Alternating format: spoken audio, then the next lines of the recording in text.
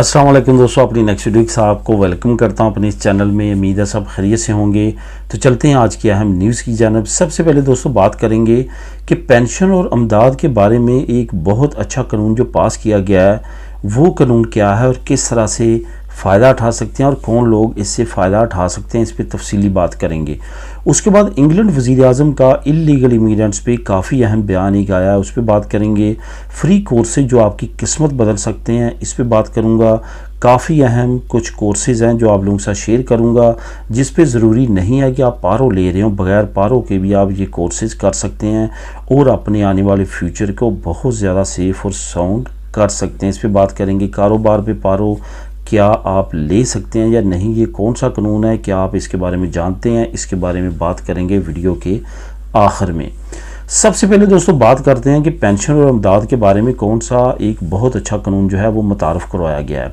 यहाँ पे थोड़ा सा आपको बताता चलूँ कि ये जो कानून है ये इंस के तावन से इंस्टीट्यूट नेशनल सूरिया सोशल जो है उसने ये सूरिया सोशल के साथ मिलके इस कानून को प्रिपेयर किया है। असल में मसला क्या था, स्पेन में अमदादें भी हैं, अयूदा भी, पेंशन भी, तमाम चीज़ें हैं, लेकिन कहीं ना कहीं कानून में कुछ कमी की वजह से कुछ ख़ास तबका जो है वो मुतासर होता है और वो इसीलिए होता है कि कानून सही तौर पे प्रिपेयर नहीं किए गए और उस तबके को वो नहीं पहुंच पाते समरात जो कि पहुंचने चाहिए।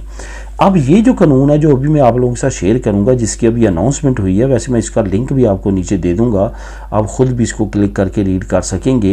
ये जो कानून है इसको जब आप रीड करेंगे और समझेंगे तो आप ख़ुद ब खुद ये जज करेंगे ये ख़ास तौर पे उन तबकात के लिए ये कानून बनाया गया है जिन तबकात को पहले ना तो अमदाद सही मिलती थी ना पेंशन सही मिलती थी और जो सफ़र कर रहे थे इस माशरे में फाइनेंशली तौर पे, तो उनके लिए ये ख़ास तौर पे कानून में तरमीम की गई है, नया बनाया गया जो आप समझ सकते हैं समय, लेकिन इसमें काफ़ी बेहतरी लाई गई है।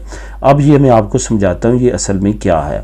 अब होता क्या है कि अगर आपने सारी ज़िंदगी काम नहीं किया और आप पे फैमिली डिपेंड कर रही है, आप बीमार थे या जो भी आपकी रीज़न थी, आपने काम नहीं किया और अब आप पेंशन नहीं लगवा सकते, बूढ़े हो चुके हैं, लेकिन आप पे किसी न किसी तरह किसी की ज़िम्मेदारी है, एक नंबर 1 ये। दूसरा, आप परमानेंट तौर पे बीमार हैं, आपकी पेंशन इंतहाई कम है या अमदाद इंतहाई कम है, लेकिन आप पे फैमिली डिपेंड कर रही है। तीसरा ऑप्शन कि अगर खुदा न खास्ता आपके सरबराह की डेथ हो गई है और वो जो सरबराह था वो किसी तरह की भी पेंशन नहीं ले रहा था, वो किसी न किसी तरह जो था वो मुहताज था, बीमार था, जैसे भी था, उसकी डेथ हो चुकी है, लेकिन फैमिली उस पर डिपेंड करती थी। अब उसका क्या बनेगा, वो फाइनेंशियल तौर पे किस तरह चलेंगे आगे। इन तमाम चीज़ों को सामने रखते हुए सूरिया सोशल ने ये जो नया कानून बनाया इसमें ये ऑप्शन रखा है कि अगर वफ़ात हो चुकी है, परमानेंट जो है वो डिसेबल हो चुके हैं या उन्होंने काम ही नहीं किया कभी भी ज़िंदगी में, सूरिया सोशल पे नहीं की, उनके लिए भी एक पेंशन का कोटा लॉन्च करने जा रही है हुकूमत, जो कि आप अमदाद भी समझ सकते हैं, पेंशन भी समझ सकते हैं, वो उनको मिलती रहेगी और उनके जो फैमिली के मेंबरान हैं वो भी उनकी बेस पे अप्लाई कर सकेंगे। नीचे जो मैं आपको लिंक दूंगा वहाँ पे रिश्तेदार भी लिखे हुए हैं कि कौन कौन अप्लाई कर सकता है, जिसमें वालिदैन भी हैं, बच्चे भी हैं, वहाँ पे दादा दादी नाना नानी भी हैं, क्योंकि अमूमन तौर पे जब वालिदैन की डेथ होती है तो बच्चे उनके पास चले जाते हैं, तो उनकी बेस पे भी वो अप्लाई कर सकेंगे। नीचे और भी कुछ रिश्तेदार हैं जिनकी डिटेल के साथ बात की गई है कि वो इससे फ़ायदा उठा सकते हैं और इस कानून के तहत अप्लाई कर सकते हैं।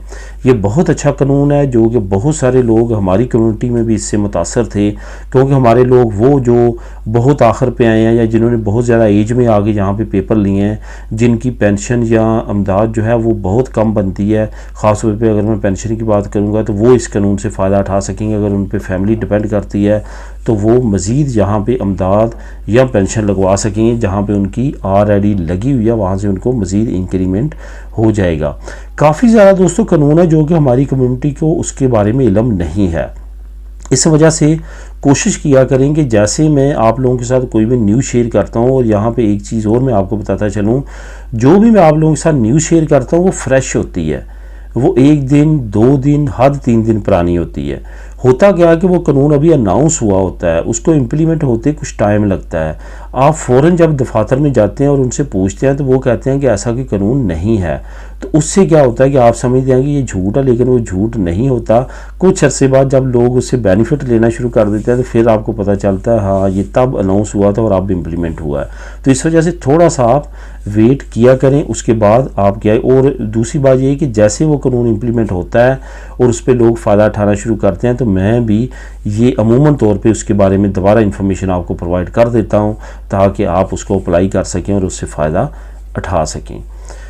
अब दोस्तों बात करते हैं इंग्लैंड वज़ीर आज़म के बारे में। इंग्लैंड वज़ीर आज़म ने एक काफ़ी बड़ा बयान दिया है जिसको आप कैंपेन समझ सकते हैं या आप ये समझ सकते हैं कि इलीगल इमिग्रेंट्स के गिर्द मज़ीद शिकंजा तंग करने के लिए उन्होंने ये बयान दिया है। असल में उनका ये कहना है कि अभी यूके जो है वो मज़ीद बर्दाश्त नहीं कर सकता इलीगल इमिग्रेंट्स को। उनका कहना है कि 2020 से अब तक डबल तादाद इमिग्रेंट्स की हो चुकी है यूके में। असल में यूके का ये टारगेट था कि ब्रेक्सिट करने के बाद बॉर्डर्स को कंट्रोल किया जाए। आपको मालूम होगा इनका नारा ये था कि हम अपना बॉर्डर खुद कंट्रोल करेंगे, क्योंकि यूरोपीय यूनियन शेंजन जब था उस वक्त बॉर्डर ओपन थे यूरोपीय यूनियन शेंजन लोगों के लिए। तो लेकिन उनका नारा था कि हम यूरोपीय यूनियन से बाहर निकलेंगे और अपना बॉर्डर खुद कंट्रोल करेंगे। उनका ख्याल था कि ये जो इलीगल इमिग्रेंट आ रहे हैं ये हम रोक लेंगे। हुआ क्या है कि ब्रेक्सिट होने के बाद ज़्यादा तादाद में इलीगल इमिग्रेंट्स का रुख उधर हुआ है और उधर ज़्यादा जाना शुरू हो चुके हैं। यही वजह है कि अब यूके में बहुत ज़्यादा तादाद बढ़ने की वजह से जो उन्होंने मुख्तलिफ अपने प्रोग्राम लॉन्च किए हैं, मुख्तलिफ तरीके लॉन्च किए हैं। अब रिसेंटली जो उन्होंने एक शिप में एक बड़ा महलनुमा बिल्डिंग्स बनाई हैं और वहाँ पे रखा जा रहा है और जहाँ पे अभी वबा फूटने के भी ख़तरात हैं और काफ़ी ज़्यादा वहाँ पे वार्निंग जारी की जा रही है मुख्तलिफ ह्यूमन राइट्स ऑर्गेनाइजेशंस की जानिब से। लेकिन इसके बावजूद यूके वो अमल कर रहा है। इसी तरह रवांडा का है, अभी तक अदालतें आड़े आई हुई हैं, वरना उन्होंने ये भी स्टार्ट कर लेना था। और अभी इनका ये कहना है कि बिलियंस पाउंड का ख़र्चा जो बढ़ा है इलीगल इमिग्रेंट्स की आमद की वजह से, इसमें कोई शक नहीं है। इसी तरह लेकिन इसका हल निकलता हुआ नज़र नहीं आता। फ़्रांस के साथ मुआहदा, यूरोपीय यूनियन के साथ मुआहदा, तुर्की के साथ मुआहदा, लेकिन कोई भी कारआमद साबित नहीं हो रहा। आगे चल के क्या स्टेप्स होंगे, जो मुझे लग रहा है कि ये इलेक्शन तक इसी तरह खिचड़ी पकती रहेगी। जब नई की हुकूमत आएगी वही कोई प्लान अगर लॉन्च करेगी तो करेगी, लेकिन इस हुकूमत का कोई भी ख़ास ऑप्शन काम करता हुआ नज़र नहीं आता। तो दोस्तों आप बात करते हैं फ्री कोर्सेज़ की, जो कि आपकी किस्मत बदल सकते हैं। बहुत अच्छे कोर्सेज़ हैं जो कि आप पारों के बगैर भी कर सकते हैं। आपको मालूम होगा कि इनम जो है वो अमूमन तौर पे वही कोर्सेज़ लॉन्च करती है। इवन अगर आपने कम्यून का, आपने ट्रक कम्यून का, बस का नॉर्मल लाइसेंस भी करना हो तो तब भी वो कहते हैं आप पारों पे हों तो फिर हम आपको करवाएंगे। लेकिन जो मैं अभी आप लोगों के साथ कोर्सेज शेयर करने जा रहा हूँ ये सेपे और गूगल दोनों ने मिल के लॉन्च किए हैं। ये दोस्तों ऐसे कोर्सेज हैं अगर आप सीरियसली इनको कर लेते हैं और इसमें प्रोफेशनल बन जाते हैं तो आपकी किस्मत बहुत ज़्यादा चमक सकती है। दुनिया के किसी मुल्क में भी आप जॉब ऑफ़र पे जा सकते हैं। आईटी की तमाम फील्ड्स हैं और सब की सब टॉप फील्ड्स हैं। इसमें अगर आप माहिर होते हैं तो इंशाल्लाह ताला आप देखेंगे कि आपको जो स्टार्ट इस वक्त मैं बार्सिलोना की अगर बात करूं तो यहाँ पे अगर कोई वेब डेवलपर है तो वो स्टार्ट में यहाँ पे एज अ ट्रेनिंग किसी दफ्तर में अगर जा काम करता है तो 1800-2000 यूरोस का स्टार्ट होता है। जैसे जैसे टाइम गुजरता है वो 3-4 हज़ार तक पहुँचता है। अभी रिसेंटली मेरी मुलाकात हुई थी जो कि लकाशा बैंक के सॉफ्टवेयर की कंपनी जो हैंडल करती है उसमें मुलाजम थे और उनकी 5000 महीने की सैलरी थी। तो इस तरह से आप इसमें जा सकते हैं और इससे फ़ायदा उठा सकते हैं, डेवलपर बन सकते हैं। कुछ लोग ये कहते हैं कि एआई की वजह से इसमें फ्यूचर नहीं है, लेकिन ऐसा नहीं है। एआई मीन मैं आपको बताता चलूँ आर्टिफिशियल इंटेलिजेंस जो कि अभी रिसेंटली लॉन्च हुई है, जिसमें काफ़ी ज़्यादा आईटी के प्रोफेशंस को ख़तरा है।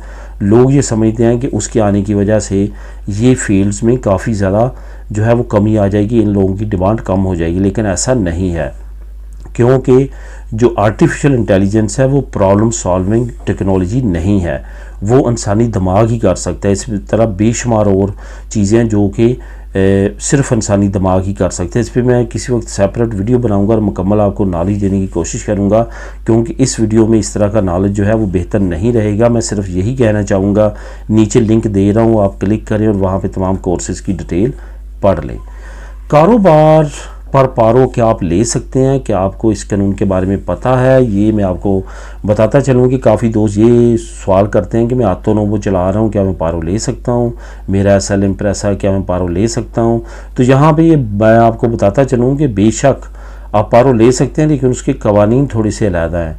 आपको वो सूरी सोशल पे नहीं करनी जो आप नॉर्मल करते हैं, वो डबल से भी थोड़ी सी ज़्यादा होती है। अगर वो पारो आप सूरी सोशल पे करते हैं तो आप अपनी ऑटोनोमो चलाने पे पारो ले सकते हैं जब आप ऑटोनोमो का बाखा देंगे।